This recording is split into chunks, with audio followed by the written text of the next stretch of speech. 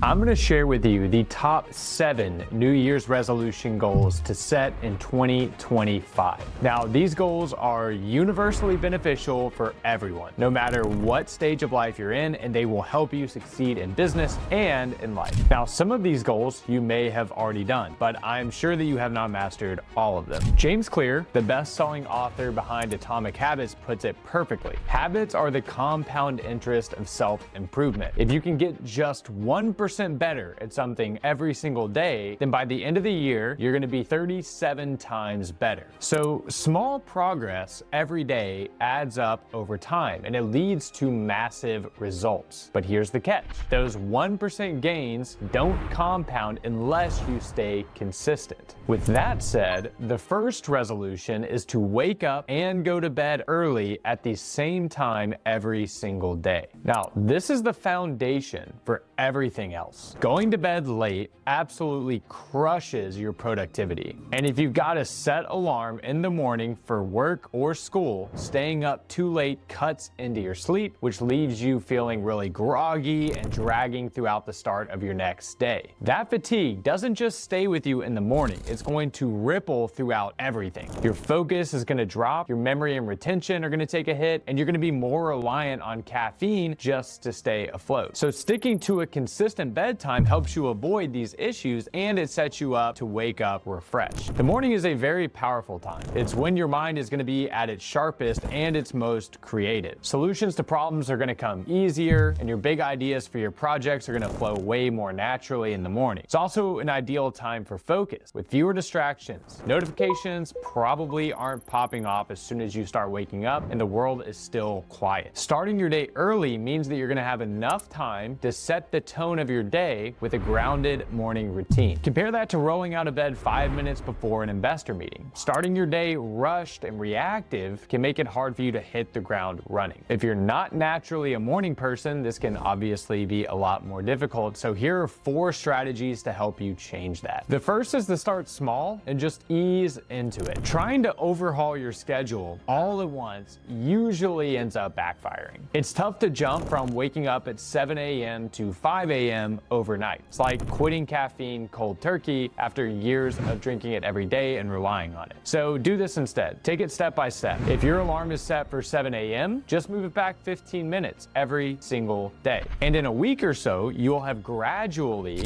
adjusted to your new wake-up time without the shock to your system. Secondly, your nighttime routine is going to play a big role in this. It sets the stage for how successful your morning will be. So create a strong evening routine. Do things that signal to your body that it's time to wind down. So you can do this by lowering the lights or cutting back on screen time or picking up a new book. These simple cues are going to help prepare your mind and body for a restful night of sleep. Now, the third is to plan for your morning the night before. Now, this could mean laying out your clothes to eliminate the decision fatigue, or setting up something that you're excited about in the morning, like listening to your favorite podcast, or maybe hitting the gym, or enjoying a really well-prepared breakfast. And when you do wake up, get outside, soak up some of the sunlight too. Morning rays are an excellent way to reset your circadian rhythm and to kickstart your day. Now, for those of you that are Huberman fans, know this all too well, the importance of sunlight and its regulation on your sleep. So make this a priority first thing in the morning. Lastly, you want to be intentional with how you use your alarm. So if you're prone to hitting the snooze button, put your alarm on the other side of the room so that you physically have to get up to turn it off. I recommend avoiding snoozing altogether.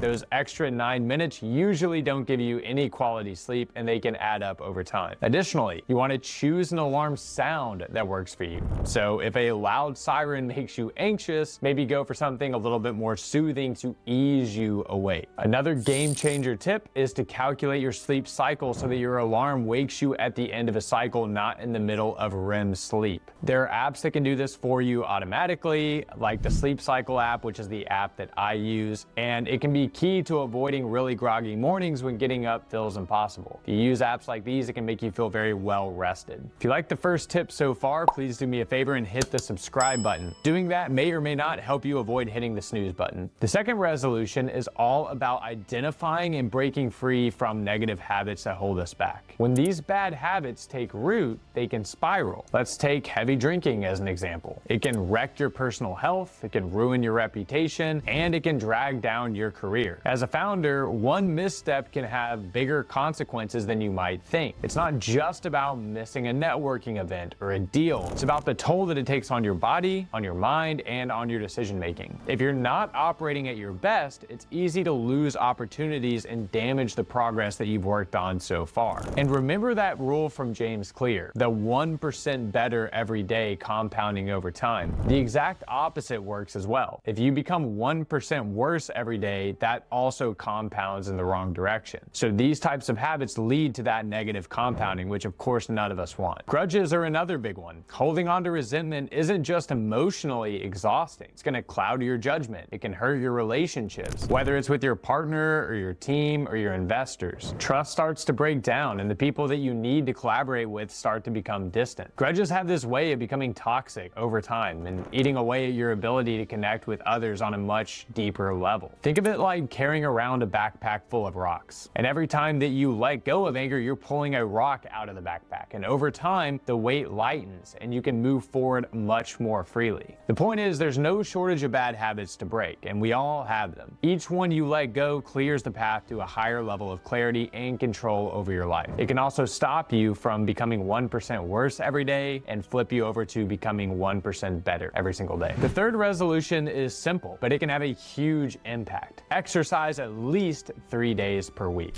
If you're the type of person that can commit to daily workouts, then that is awesome. But even if it's just 3 times a week, you're gonna start to feel a big difference. Exercise isn't just about looking better or getting stronger or hitting fitness goals. It's about how it impacts everything else in your life. When you make exercise a regular part of your routine, you're saying that you value your health, you value your energy, and you value your future. And it's that mindset that carries over into everything else that you do. Now, I know this firsthand. Whenever I started working out, my goal wasn't to transform into Arnold Schwarzenegger. It was just about building a better physique and feeling stronger. So I made the commitment to show up at the factory gym in Louisville, Kentucky every single day. I learned all about the movements and the nutrition along the way. I started following some fitness influencers that I still follow, like Jeff Nippard and Max Tuning. It was really fun and I stuck with it. I didn't aim for perfection, I aimed for consistency. And over time, my body began to change and so did my mindset. It's not about lifting the heaviest weights or running the longest distance right away. It's about building the habit. The more consistent I became, the more I saw how much working out affected every other area of my life. I felt more energized, I had more mental clarity, and I was way more focused in meetings. The discipline that I was building in the gym started showing up in my work and how I approach challenges in life. Take this YouTube channel, for example. I'm applying a lot of the same lessons that I learned from weightlifting and going to the gym to building a presence online on YouTube. I'm not gonna get hundreds of thousands of views on my video right out of the gate, but if I stick to something over a long period of time and post videos like this every single week, over time, the compounding effect will work in my favor, and I believe that we can build a massive audience. So whether it's lifting or cardio or just going for a walk, the benefits are clear. 3 days a week is all it takes to start feeling the change. The key is consistency. Just show up and the results are going to start to follow. The fourth resolution is to commit to learning something new every single day. Being a co-founder and a chief operating officer provides that opportunity for me. Running a business brings new challenges every single day that keeps me learning. I'm always figuring out how to optimize operations, becoming a better thought leader, and becoming an awesome leader. Every decision, every obstacle forces me to think critically and adapt quickly and stretch my problem-solving abilities. I'm constantly learning, and that's the key, seeking out challenges that push my thinking. It's about being uncomfortable and pushing past what you already know so that you never feel like you're stagnating. This is where the power of learning something new every day comes in. It forces you to stay on your toes, think in new ways, and keep yourself sharp. And it's not just about gaining knowledge. It's about actively engaging with it and testing it out in real life. The learning period, based on research from the National Training Laboratories Institute, shows how much we remember from different forms of learning. And here's the breakdown.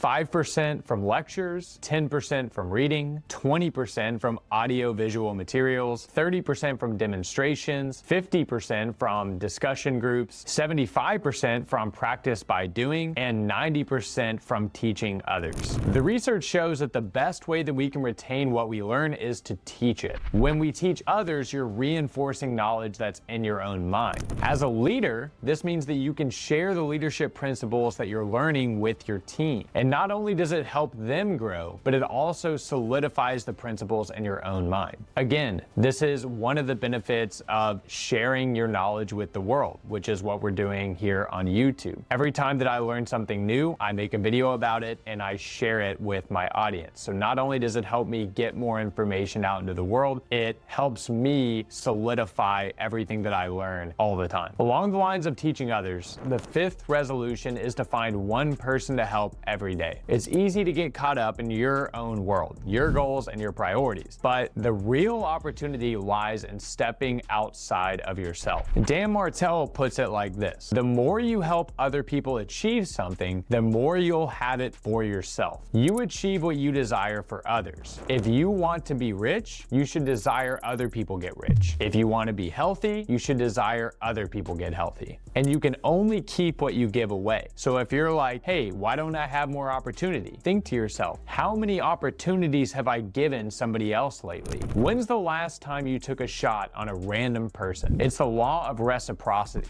In many ways, because you don't have this approach, that's more giving. You're hoarding back opportunities on yourself. That bad behavior, that bad belief, that friction that you're creating for other people, it's coming back to you and you can't even see it. The law of reciprocity allows us to receive in proportion to what we give to others. Think about that. If we want more, we have to give more, which makes it really hard for people that don't have a lot to understand, because they're like, I have no money. How do I give money to get money? Now, you should never do it just to get, because that's very transactional. But I think if you can get behind this principle, it'll serve you in the biggest ways. The sixth resolution is to live every single day with intention. Living intentionally isn't about micromanaging every minute of your life. It's about setting up simple routines and creating a plan that gives you a sense of purpose. When you give your day structure, you don't just feel more satisfied, you get more done and you experience way less stress. So start with daily planning. Take 15 minutes every morning to map out your day. And you can identify the top priority, block time for key tasks, and set achievable goals. And here's the thing, honoring your schedule is just as important as making it. Treat those time blocks as commitments, just like you would treat a commitment with somebody else, not suggestions. You'll stay on track way more often. And of course, life happens and things don't always go as planned. But living intentionally means that you're adaptable. So if something unexpected comes up, you can adjust your plan without losing sight of what truly matters. A strong morning routine can be really helpful too. Whether it's working out, meditating, or just having a peaceful cup of water, this is your chance to start the day on your terms. Don't let it be dictated by emails or social media. In the evening, a night routine is going to help you wind down and prepare for tomorrow. Take a moment to reflect on your day. Did you stick to your plan? What went well and what didn't go well? Journaling is a really good tool for this. You can write down your wins, however small they may seem, and think about what you can improve on next time. It's a great way to experience gratitude throughout your life.